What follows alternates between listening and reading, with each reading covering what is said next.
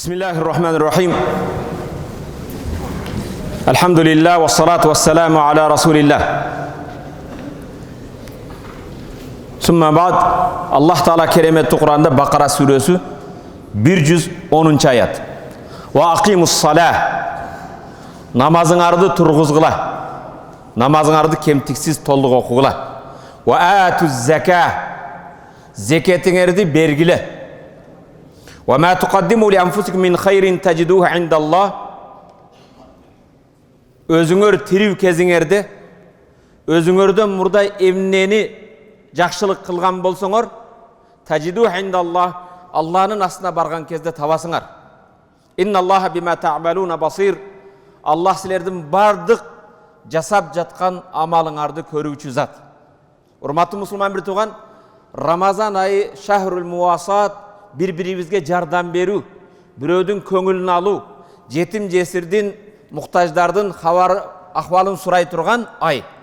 Ошондуктан Аллах Таала кереметтүү Кур'анда кайсы жерде акимус сала намаз оку десе, намаздын артынан ва атуз зака зекетиңерди бергиле дейт. Ва ма туқаддиму ли анфусикум өзүңөр үчүн бергениң ал өзүң үчүн. Өзүңдөн мурда эмнени жөнөткөн болсоң, тажидух индаллах Allah'ın астына барганда табасын. Инналлаха бима та'малуна басир. Allah силердин бардык амалыңарды көрүүчү зат. Bakara suresi 110. ayet.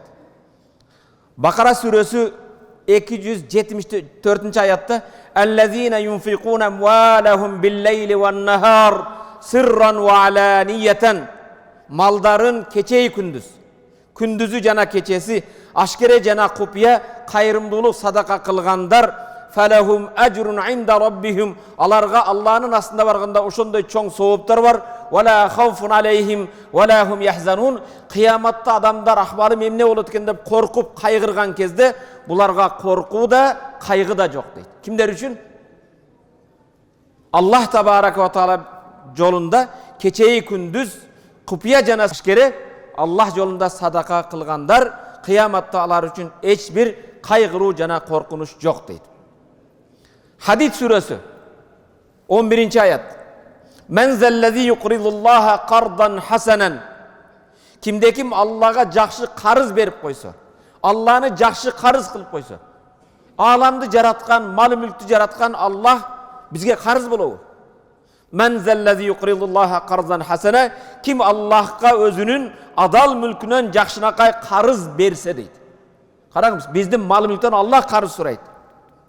فَيُضَاعِفَهُ لَهُ Al bergen karızında Allah eselep kööйтü beret eken. وَلَهُ اَجْرٌ kerim Al adamga en keremetli 5 sıylığı var deydi. Allahu Ekber. Karang, sizin bergen sadakanız, kayrımdуулуңуз Allah Taala'nı karız kılуу. Bankka koyup atasız, keyde prosent men kööyet dep. Urmatlı Müslüman bir Allah Taala'nın yolunda bergende Allah ese kılıp beret deydi. Muzammil suresi 20. ayet. Ve akridullaha qardan hasanen Allah'ını jakşı karız kılgıla.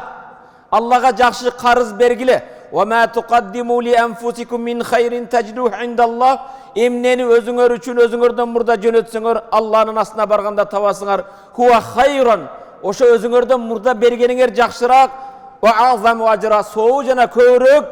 Vestagfirullah Oşa Allah Taala'nı karız kıla alбастан Allah bergen nerseni Allah yolunda kayrımdılık kıla alбаганыңарга istiğfar et kıla. İnnallahu gafurur rahim. Albatta Allah günöөлөрдү keçirүүчү jana meeримдүү zat. Urmatlı Müslüman bir tuğan. Bugün sen beresin. Al yevme ente tu'ti ve gadan ente ta'khuz. Bugün beresin, erten kıyamatta alasın anı. Kebir banka koysan bankrot yok. Kebir bugün emeleri her türlü emeler çıkıp atat. Maşeynikler. Beresin, erte çok al. Urmatlı Müslüman bir tuğan. وَمَا عَطَيْدِ فِي الدُّنْيَا سَجِدُ أَمَامَكَ Bugün bul dünyada tiriw kezinde bergeninde erten ahirette Allah Taala'nın астына tabasın. Bul degen söz urmatlı Müslüman bir tuğan. Hiye vadâ'a. Bul amanat. Al amanatı urmatlı Müslüman bir tuğan. Kimde kim banka koysa sen ölgönüngde bir yakta kalat. Al emi kimde kim Malikül Muluk padişalardan padişası olgun байлықтың ээси болгон Аллах Таалага коюп отурган болсоңуз, ал Аллах Тааланын астында табасыз. Банкка койгон нерсеңиз лахатка, табутка түшкөн кезиңизде, мүрзөдөгү лахатка кирген кезде болду, калды. Бирок Аллах Таалага тирүү кезиңизде берген, жараткан Аллах Тааланын астында табасыз, урматтуу мусулман бир тууган. Ошондой эле таппастан Аллах үчүн берген эсе кылып көптөгөн эсеси менен табасыз. Бул нерсени эч ким бир бенде Аллах канча эсе кылып беретинин бенде аны эсептей албайт. Урматтуу мусулман бир тууган. Инсан Аллах Таалага бере турган нерсебиз көп. Аллах Тааланын банкыга бүгүн Кыргызстанда банктарга эмне коесуң? Сом коесуң, рубль коесуң, евро коесуң, доллар коесуң, алтыныңды коюшуң мүмкүн. Бирок Аллах Табарака ва Тааланын банкына эсе кылып бере турган нерсеге бир гана акча эмес. Урматтуу мусулман бир тууган, инсан өзүнүн бүгүн байлыгын Аллах Таалага берүүсү мүмкүн. Эселеп бериш үчүн. Инсан Аллах Тааланын банкына эселеп берсин деп түнкү тахажжудка туруп бир канча рекет намазыңды коюуң мүмкүн. Инсан урматтуу мусулман бир тууган, Аллах Тааланын эсе кылып бере турган сооп банкына ата-энеңе болгон сый урмат кадыр барктооңду коюушуң мүмкүн. Балдарыңа берген иман тарбиясын корушуң мүмкүн. Же бир кошуналарыңа калима тайыба жакшынакай сөзүң, бирөөдүн көңүлүн алгандыгың, урматтуу мусулман бир тууган, Аллах Таала эсе кылып берүү үчүн мечитке койгон кадамдарыңды да Аллах Тааланын эсе кылып бере турган банкка коюуң мүмкүн. Урматтуу мусулман бир тууганым, Аллах Табарака ва Тааланын эселеп бере турган мына турган хатым Курандарыбыз, окуган Курандарыбыз, бүгүнкү тарави намаздарыбызда бул кыяматта Аллах Таала эселеп бере турган Алланын банкына дей турган болсок, Алла эселеп бере турган аманат коюучу нерсе. Бирок Аллах Таалага бере турган муну эсептөөгө менин убактым да жетпейт, акылым да жетпейт. Бирок Аллах Табарака ва Тааланын астына кое турган нерселерибиз өтө көп экен. Урматтуу мусулман бир тууганым, ыйык Рамазан айында бир гана орозо менен, тарави менен, Куран менен чектелип калбастан, негизги маселе ыйык Рамазан айында урматтуу мусулман бир тууганым, Аллах Табарака ва Таала жолунда хайри эхсан, кайрымдуулук кылуу. Бейбечаранын акыбалын суроо. Ыйык Рамазан айы өтүп кетпесин. Рамазан айында кылам деген хайри эхсаныңарды, ифтарларыңарды кээде отуруп алып эле достор менен баягы эле кафелерде кафеге барып алып көрөсүң. Тилекке каршы кафедеги көпчүлүк не дейт? Топчу жетпей калыптыр дейт. Топчу жетпей калган эмес, сенин курсагың чогоюп кеткен. Топчу жетет, о нормально эле. Сен кафеге бара берип, күнүгө түрдүү тамак жей берип, сенин курсагың чыгып кеткен. О көйнөктө эмес, көйнөк тар болуп калыптыр дейт. Көйнөк тар болбойт. Сенин курсагың чыгып атат. Ошондон курсакты чыгыра бербестен, урматтуу мусулман бир тууган, бизди мына чакырам десе күнүгө ифтар бар. Бирок урматтуу мусулман бир тууган, шу 15 күндүк хатымда кечигип калбайлы жамаат менен болот. Мен мисалы бүгүнгөчө эч бирөөгө ифтарга дайыма кылган жокмун. Бир гана кече университетте мугалимдер менен бир ифтар кылдым. Ооба, ифтар кылам десең күнүгө эле чакырмай, күнүгө эле кафе. Бирок кээде өзүбүз жыргап, шашлыктын даамын жеп жаткан кезде, беш бармакты жеген кезде, ысык шорпону ичип жаткан кезде, ошо эттин даамын унутуп калган, өзүңдүн айылдашың бар, кошунаң бар, жердешиң бар, кесиптешиң бар, жетим жесирлерди унутпагыла, урматтуу мусулман бир тууган. Пайгамбарыбыз саллаллаху алейхи ва саллям ас-саи алал армала, жесирлерге жардам берем деп саи басып жүргөн адам, вал масакин, колунда жок бечараларга жардам берем деп жүргөн адам, кал qaim bil-layl, мына түнү менен кыямда туруп намаз окуган сыяктуу, вас-saim bin-nahar, күндүзү орогозо кармаган сыяктуу, вал мужахиду фи сабилилlah, Алланын жолунда жихадта жүргөн сыяктуу соопка ээ болот дейт. Караң, орозо дагы, кыям дагы, жихад дагы. Бүгүн эми кылыч көтөрүп, дин душмандары менен башка менен жихад жок. Бүгүнкү жихад не? Чөнтөк менен, банковый карт менен, акча менен жихад кылуу. Мен чөнтөйүмдө жүрө бербеке, бир аз чыккын. О, жетим жесирге баргын. Короңдогу бир койду жетеле барып, бир жылкыңды, башка тайыңды башкага берип, урматтуу мусулман бир тууган, айлана чөйрөбүздө өтө муктаждар көп.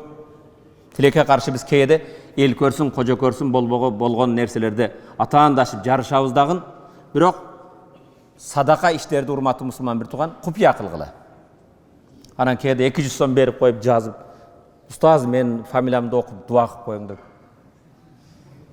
Мен үчүн берген жоксун, Аллах билип атат сени.